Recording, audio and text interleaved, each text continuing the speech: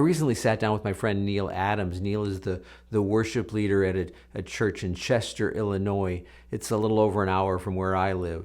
And it was kind of crazy for me as we talked because I've had so much influence in his life over the years. He first encountered me as a teacher like 30 some years ago, just a few months after he had been born again, actually. And so I've had a lot of influence, and I was hearing myself in a lot of his answers, which is a little unnerving. But he's been at his church as the worship leader for 15 years. And, the average is like 2 or 3 years, according to surveys that I've seen, that a worship leader is at a particular church. And so 15 is a long time. And I just feel like he's got some good things from that longevity to offer. And one of the things that we talked about was change, just kind of navigating change and how all of that works and why it's important to be ready for it.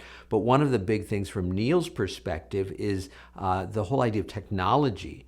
He is, by his own admission, kind of this techno geek. He loves technology, and I recognize not everybody's like that, but he had some good things to share. And I'll come back in at the end and kind of summarize, bring it all together for us. But take a look.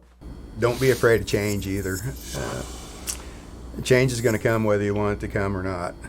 And if we don't change, I had another wise man tell me one time that if you only do songs that minister to your generation, that's the only generation that you're going to touch. And I'm reminded of a time where we wanted to move the piano off the stage, and we knew that it was going to offend some people. So how'd we do it? We just did it 1 inch at a time, and people didn't notice. And before you know it, there was a keyboard up there, and it didn't hurt anybody's feelings. Sometimes when you want to do something to change, it's really good, but you have to build the trust with your people first, because you can't just come in and start changing things around, because you're going to hurt some feelings. Technology is always going to be changing. I've seen a lot of people come and go on the worship team over 15 years, and I've seen a lot of ideas that work come and go. I've seen some good ideas that worked, and I've seen some bad ideas that didn't work. And you have to keep an open mind, that's for sure. And I guess we're so blessed here because we try to look ahead and see what's coming. And just give you an example, the COVID-19 virus thing that's going on right now, we were kind of prepared for that. We didn't even know we were getting prepared 3 or 4 years ago. And I brought online streaming to Pastor, and we talked about it as leadership then, and nobody thought it was a really good idea then, but I convinced them that we needed to do it. And for maybe a couple years it sat there idle and not very many people used it, but we fine-tuned it and we got it ready, and when we needed it, it was there. And I'm just the kind of like a technology-driven guy, and I have to have all the new toys, so this comes easy for me. But it's not always easy to convince your leadership that you need to move in this direction. I think that comes in time. When you hit the mark a couple times, they start looking at it, and the trust factor's there then, and they start trusting when you come in with something that sounds a little bit off the wall.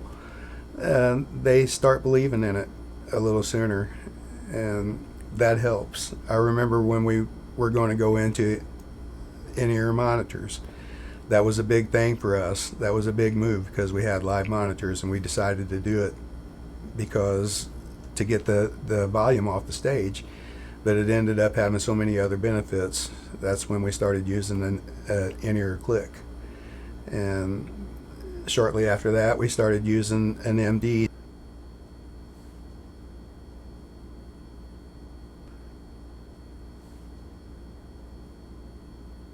To direct our songs. And as a worship leader, I can tell you, the MD just takes so much pressure off of you. You have to convince your leadership about what's coming ahead, because your pastor is looking at the overall good of the church, and he may not be experienced in the music ministry side of it, and he doesn't see, and he relies on you to see what's coming. And it's a good thing to be ready when it gets here and not scrambling whenever it hits. Wow, he said a lot in there. But I want us to recognize, now I know there's people from all different backgrounds who are watching these videos.